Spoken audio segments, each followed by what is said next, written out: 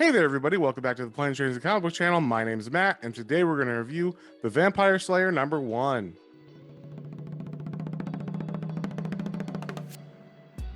But before we get into that, if you guys wouldn't mind sharing, subscribing, commenting, it really helps me out and lets me know what you guys want to see more of. So, with that being said, let's get straight into it. All right, we got the cover here for The Vampire Slayer #1. It is a Boom Studios comic, and it is by Sarah Gailey, Michael Shelfer, and Valentina Pinto. And we start off on the first page in Sunnydale, where a giant crab monster is attacking the city. And we see Buffy, Giles, and Xander are gathered at his magic shop trying to figure out what to do about this crab monster. So while they're discussing the crab monster, Willow comes in, and we get to see why this issue is kind of interesting is she's actually the Vampire Slayer in this universe. So her and Giles talk, and obviously they're kind of closer in this than usual because he's the Watcher and she's the Slayer. And they start kind of talking and bickering back and forth about this amulet that she wants to use, and he doesn't because he's trying to be cautious. But she says she can handle it, and that is the only thing that's going to help them defeat the crab monster. And as they're talking, the attacks get heavier and closer to them. So Willow's able to talk Giles into letting her use the amulet. And we get a cool shot of Willow powering up as she's about to fight the crab, and is actually able to grab her and kind of trap her right away. But luckily, Giles does some quick research and is able to let her know that she needs to throw the amulet away from the crab because it's attracted to that power. So Willow throws the amulet to Buffy, and that's where I'm going to stop it. I don't want to spoil anything else. So I'm a big fan of the Buffy TV show and the Buffy comics from Dark Horse. I haven't read too much of the Boom stuff, but like I said at the beginning, this is a separate universe from the main storyline. So anyone who's kind of into the main show at least could pick this up and follow along. But the interesting thing with this comic is, of course, that since it's not in universe and Willow is the Slayer, we already know these characters from the TV show, and the way that they act differently in this because of their role changes is kind of the fun part. Obviously, Willow being the Slayer,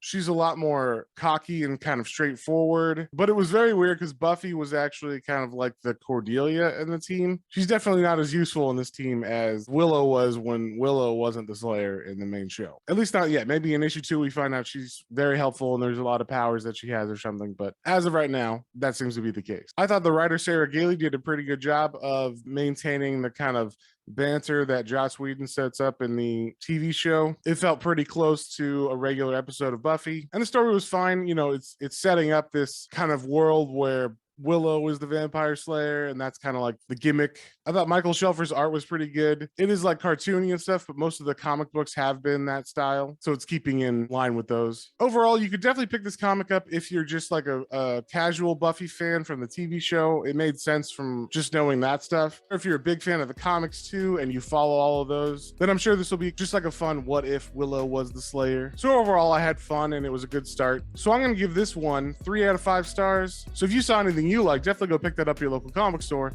and we will see y'all in the next one.